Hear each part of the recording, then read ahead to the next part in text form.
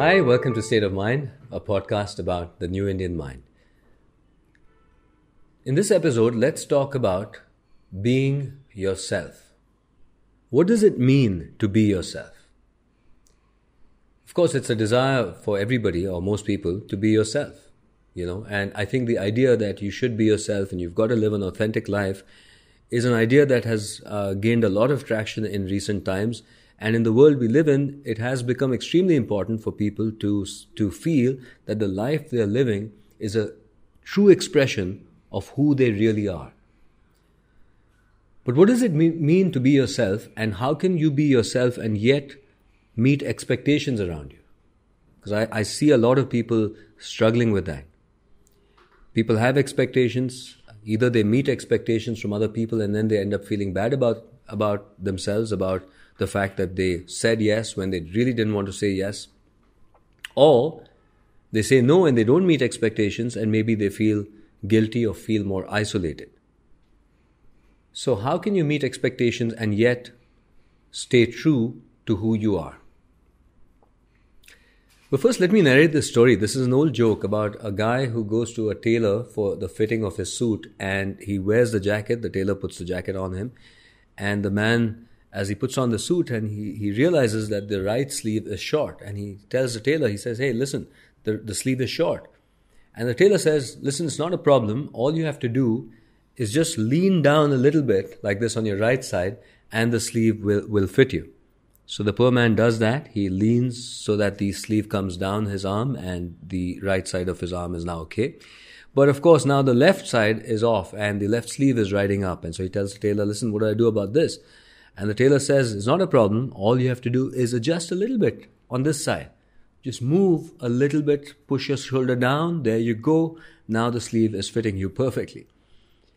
Well, he puts on the trousers, and of course, now the same thing is happening with the trousers. The right side is up. He says, "Hey, this isn't fitting me." The tailor says, "Not a problem. All you have to do is just lean a bit like this. Move your hips a bit like this, and the trousers will fit you." He does this. Again, the left side rides up. Tailor tells him to adjust himself. And so finally, at the end of this whole fitting, this man is all contorted in order to fit into the suit. And he walks out of the shop, the tailor's shop, and he's hobbling, he's limping. He can barely walk.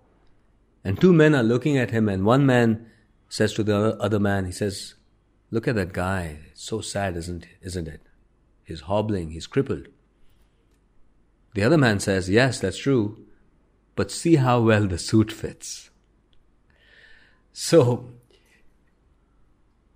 this story, a joke, if you will, is actually very deep. Because many of us live like this man in that suit. When we try to meet expectations from people all around us without paying attention to how we feel, then what ends up is that you end up crippling yourself in order to fit in to the expectations of other people. Like that man, you hobble, you're not able to walk freely, you're not able to stand proud, you're not able to express yourself, but the suit fits. You're okay in society. You're acceptable in society because you are doing things that other people want you to do. You're not ruffling any feathers, you're not confronting anybody, you're being nice. So, what is the answer? Is the answer that you should say no, that if somebody wants something from you, you say no if you're not comfortable, if it just happens that it's not a good time for you? Is that the way to live? Well, you can live like that, of course, but keep in mind that that would be a very isolated way of existing. And you know that when we care about someone, there are many times we'll do things for them, even though it's uncomfortable for us. So what's the difference between somebody who's fulfilling expectations and feeling trapped and burdened by those expectations, and somebody who's fulfilling expectations but not feeling trapped? Well, the main difference is our state of mind, our feeling, our intentions.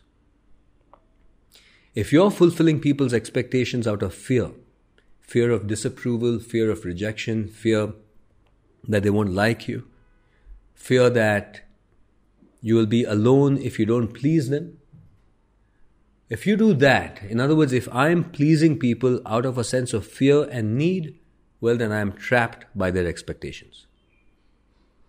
But if I truly am myself, then what I feel is love and compassion. I may choose not to do things sometimes, but when I do something for other people, it will be by choice. It will be because I want to express my love for them, my support for them, my compassion for them, even if it's not comfortable and I choose, even if it's not comfortable for me, I choose to do it. So as far as external behavior is concerned, a person who is trapped by other people's expectations and a person who is fulfilling other people's expectations out of a sense of love and compassion may appear the same, but it's a world of difference inside them and what they're feeling. So to be yourself, you have to have the courage to firstly know who you are.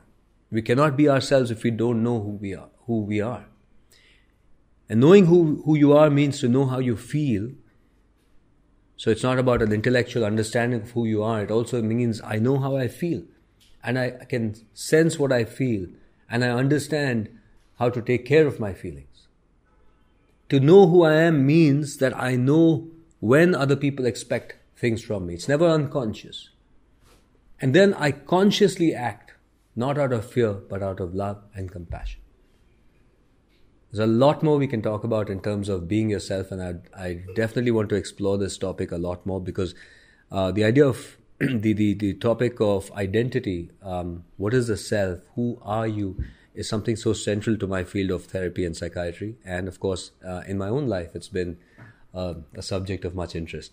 So I'll definitely talk more about this in the next State of Mind. But remember, well, I'm not sure I have a message, but my message is this, if there is one, which is never get trapped by the expectation of others.